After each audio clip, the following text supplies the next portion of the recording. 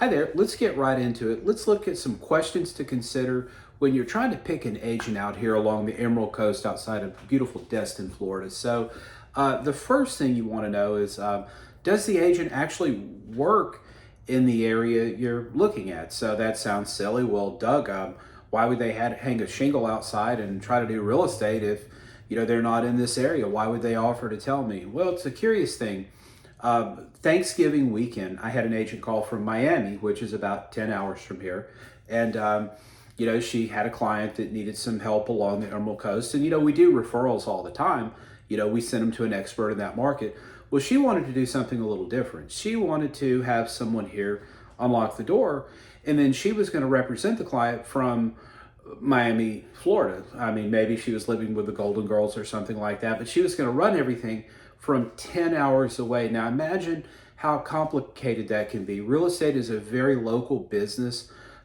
Even within a state, real estate practice can vary significantly from market to market. So, how could that agent in Miami possibly do a benefit to her clients working remotely like that? The answer is she really can't. And so, when you hire an agent, say, okay, Doug, we're looking in Destin, Florida. How far are you from Destin, Florida? And I can say, well, right here at Sandpiper Cove, you definitely want someone who's within that area. Now, 20, 30 miles away, we all work a certain area, so that's within our knowledge base, but I would never take on a job to sell you a property or list a property in Key West, Florida, which is 13, 14 hours away. That wouldn't be a service to you and would put me in an awkward position. Might be a paycheck there for me if everything worked out perfectly, but what if it didn't? And we're always supposed to put our clients' interests and needs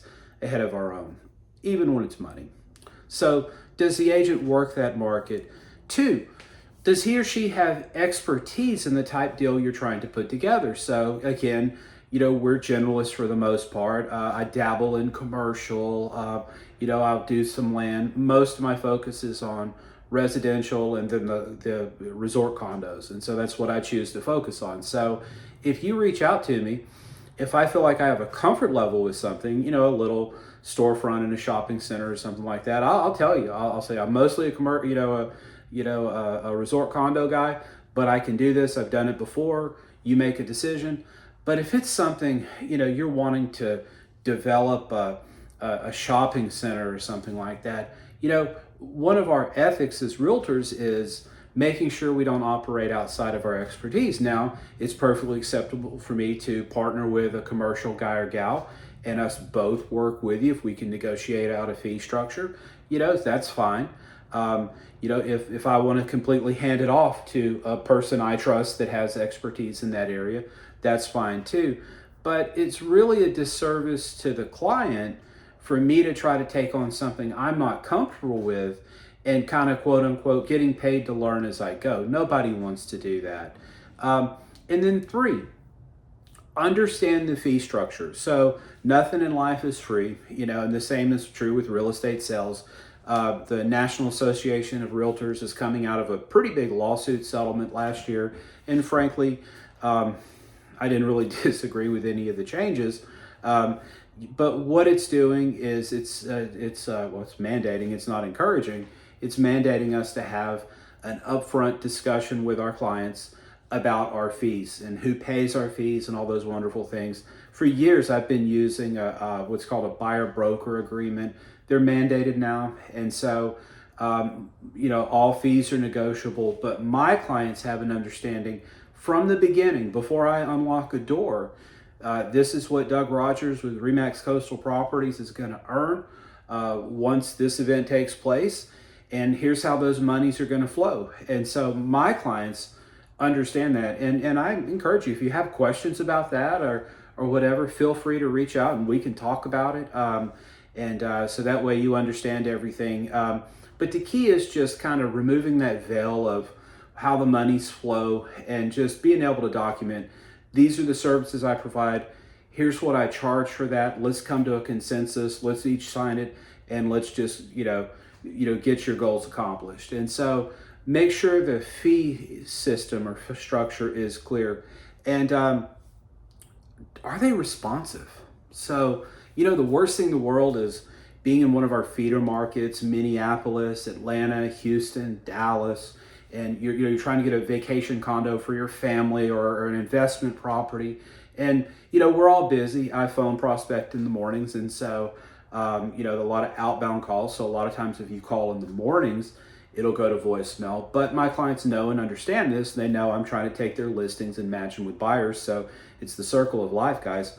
But I return calls. And outside of those prospecting areas and appointments, I answer the call. It is so much easier just to answer a phone call than it is let that go to voicemail, listen to the voicemail, make time to call back. I mean, life gets simple when you treat it that way. So I'm responsive by text, by phone, by email, all of those sources. And even on the weekend, I do go to bed pretty early because I'm up at the office at 6 a.m. But even during regular hours, I try to be responsive. Solve a problem today. That's one fewer thing on your agenda tomorrow. That leaves a space open for new business. So is that agent responsive?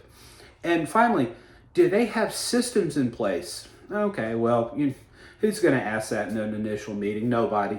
They just aren't. Maybe Elon Musk or someone like that. But rest assured, I have systems in place for working with buyers. I have systems in place when working with sellers.